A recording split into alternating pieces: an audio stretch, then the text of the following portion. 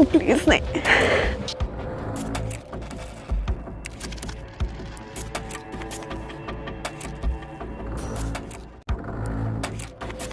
नमस्कार दोस्तों, मैं हूं परवीन सानी।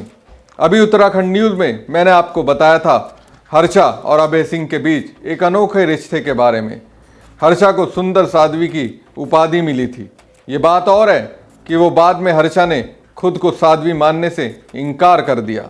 Abhay Singh IIT pass out है, लाखों रुपए उन्हें मिलते थे, लेकिन उन्होंने संन्यास धर्म को अपनाया। दोस्तों, मैंने आपको बताया था कि अभय सिंह, जिनके इंस्टाग्राम पर हजारों फॉलोअर थे, वो 43 लोगों को जिन्हें फॉलो करते थे, इनमें देवभूमि उत्तराखंड में रह रही हर्षा रिछारिया भी एक है।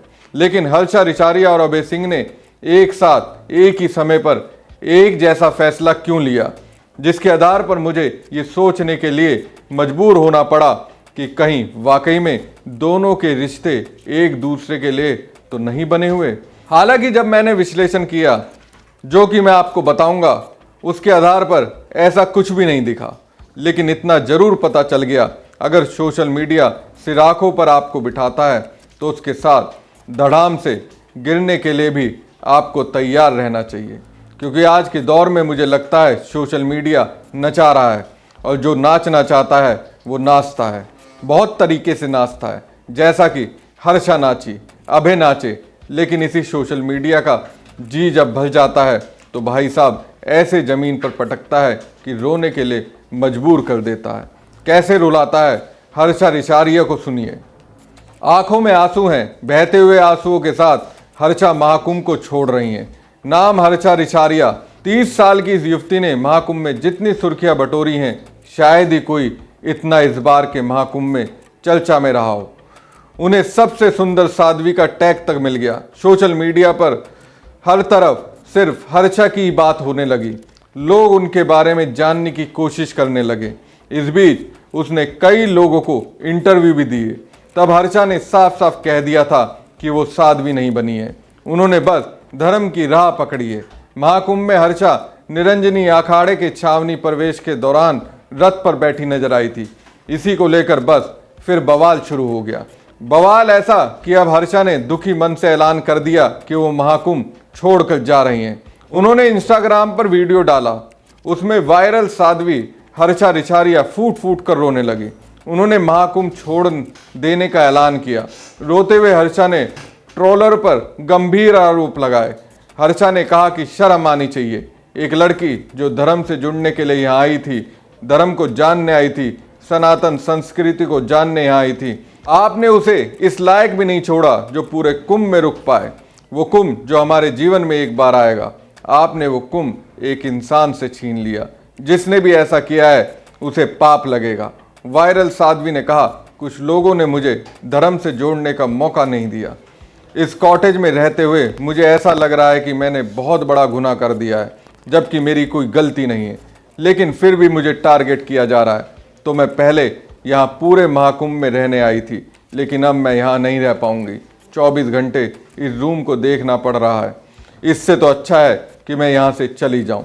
दरअसल जब हर्षा का रथ पर बैठने वाला वीडियो सामने आया तो कई संत से लेकर अन्य लोग उन्हें ट्रोल करने लगे। हर्षा आचार्य महामंडलेश्वर स्वामी श्री कैलाशानंद गिरी जी महाराज की शिष्या हैं। वह महाकुंभ में निरंजनी अखाड़े से जुड़ी हैं। सबसे पहले ज्योतिष पीठ के शंकराचार्य स्वामी अविमुक्तेश्वरानंद सरस्वती ने सवाल उठाए। उन्होंने कहा कि महाकुंभ में इस तरह की परंपरा शुरू करना पूरी तरह गलत है। ये विकृत मानसिकता का नतीजा है। महाकुंभ में चेहरे की सुंदरता नहीं, बल्कि हृदय की सुंदरता को देखा जाना चाहिए। जो अभी यह नहीं तय कर पाया है कि संन्यास की दीक्षा लेनी है या शादी करनी है, उसे संत महात्माओं के शाही रथ पर जगह दिया जाना उचित नहीं है। श्रद्धालुओं के तौर पर शामिल होती तब भी ठीक था, लेकिन भगवा कपड़े में शाही रथ पर बिठाना पूरी तरह गलत है। इसके बाद स्वामी आनंद स्वरूप महाराज ने कहा कि ये बिल्कुल भी उचित नहीं है, इससे समाज में गलत संदेश फैलता है। काली सेना के प्रमुख स्वामी आनंद स्वरूप ने उनके आचरण पर आपत्ति जताते हुए कहा कि कुंभ का आयोजन ज्ञान और आध्यात्मिकता को फैलाने के लिए किया जाता है, और आगे कहा इसे मॉडलों द्वारा प्रचार कार्यक्रम के रूप में इस्तेमाल नहीं किया जाना चाहिए। हालांकि अखिल भारतीय अखाड़ा परिषद के अध्यक्ष महंत रविंदर पुरी ने इस मुद्दे को ज़्यादा तवज्जो न देते हुए कहा कि भगवा कपड़े पहनना कोई अपराध नहीं है और युवती ने निरंजनी अखाड़े के एक महामंडलेश्वर से मंत्र दीक्षा ली थी। वो एक मॉडल है और सोशल मीडिया पर छाई रहती है। उन्होंने राम नामी कपड़ा पहना हुआ था। हमारी परंपरा है कि जब भी सनातन का कोई कार्यक्रम होता है तो हमारे युवा भगवा कपड़े पहनते हैं। यह कोई अपराध नहीं। हर्षा को सोशल मीडिया पर भी इसे लेकर जमकर ट्रोल किए जाने लगा, जिसके बाद हर्षा ने आखिरकार कुंभ से वापस जाने का ऐलान कर दिया। अब मैं उत्तराखंड जा रही हूँ। मैं अपने गुरु की बेइज्जती बर्दाश्त नहीं कर सकती। मैं एक्टर हूँ और एंकर रह चुकी हूँ, लेकिन मुझे मॉडल के रूप में पेश किया जा रहा है, जो गलत है, ऐसा हर्षा कहती हैं। तो हर्षा उत्तराखंड जा रही हैं। ऐसे में एक चर्चित शख्स जो IITN बाबा के रूप में विख्यात है, वो भी सुर्खियों से अब दूर हो गए हैं। तो ऐसे में सवाल है, IITN अभय सिंह कहाँ है? महाकुंभ में पहुंचे अभय सिंह उर्फ IIT बाबा को लेकर एक बड़ी और लेटेस्ट खबर सामने आई है। 16 जनवरी की रात जूना अखाड़े के 16 मड़ी आश्रम में अभय के माता पिता उन्हें ढूंढते हुए पहुंचे, लेकिन तब तक वह आश्रम छोड़कर जा चुके थे।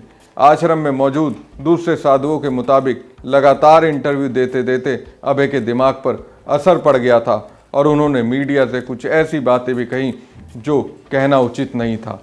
आश्रम के साधुओं ने कहा कि अभय का दिमागी संतुलन अचानक बिगड़ गया है। वो यहाँ नशा लेने लगे, नशे में इंटरव्यू देने लगे और इसे सही ठहराने लगे। जूना अखाड़े के आचार्य महामंडलेश्वर अवधेशानंद गिरी के पास भी उन्हें ले जाया गया। उनकी मानसिक स्थिति देखकर जूना अखाड़े ने फैसला किया कि इन्हें आश्रम छोड़ देना चाहिए और देर रात को अभय सिंह ने आश्रम छोड़ दिया। मिली जानकारी के अनुसार माता पिता के आश्रम से निकल जाने के बाद अभय सिंह दोबारा आधी रात को जूना अखाड़े पहुंचे और अपना कुछ सामान लेकर निकल गए। गौरतलब है कि करीब 40 दिन पहले सोमेश्वर पुरी को अभय सिंह मिले थे। सोमेश्वर पुरी ने कहा कि अभय सिंह जिस आध्यात्मिक स्तर पर हैं, उन्हें गुरु की सख्त जरूरत है। हालांकि फिलहाल अभय सिंह ने किसी को अपना गुरु नहीं माना है। तो दोस्तों, यह है सोशल मीडिया की कहानी जो सिर पर चढ़ाता है और फिर बर्बाद करने में भी पीछे नहीं रहता। काश कि ये दोनों पहले ही सोशल मीडिया के असली चेहरे को समझ जाते। आध्यात्मिकता की जिस राह पर चले थे, उसके मूल स्वभाव से अगर वाकई में जान लेते तो आज इस दौर से नहीं गुजरना पड़ता। हर्षा और अभय सिंह को ऐसे खुद के अस्तित्व को छिपाने के लिए मजबूर नहीं होना पड़ता। दोस्तों, अभी के लिए बस इतना ही। हमारी खबर को ज़्यादा से ज़्यादा लाइक और शेयर जरूर कीजिएगा। शुक्रिया।